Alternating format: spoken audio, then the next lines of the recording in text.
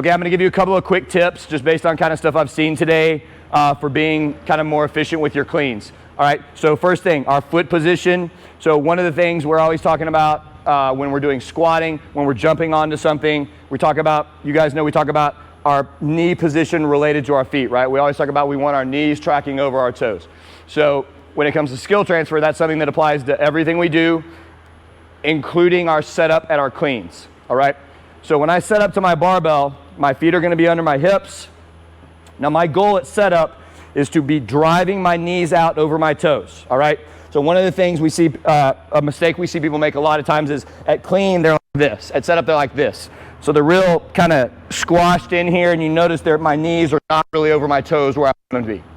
I want to be here actively driving my knees out, just like if I was coming out of the hole of a squat, okay?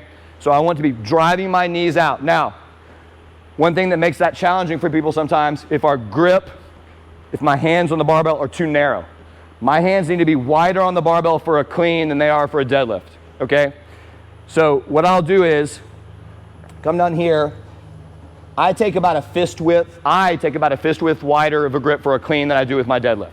And so by doing that, first of all, it shortens my range of motion, which is good, puts the barbell where I want it to be, but also gives me more room as I set up to drive my knees out, okay? So I'm not nearly as kind of squashed in here.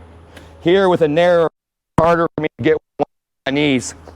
Here, this is a lot easier for me to drive those knees out and be in a stable platform as I start up through my first pull and all that stuff, all right?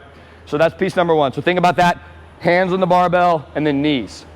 Piece number two, we talk about speed under the barbell and quick elbows. So when I receive the barbell, I want to receive the barbell with the barbell deep into my delts, okay? In this position, I ought to be able to hold my hands out like this, and you can kind of hear it in my voice. This is how deep I want to be, all right? To get there, I've got to fire my elbows. When I land, my feet and my elbows need to finish at the same time. So, okay? Mistake we see sometimes is when people land, instead of their elbows being here, and now they've created a nice shelf for their barbell to land, they're here.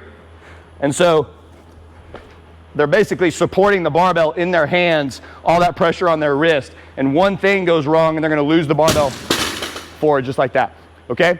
So think about speed under the barbell, elbows pointing forward. Pick a target at the front of the room and make your elbows point to that target, all right? So let's go ahead and get warmed up.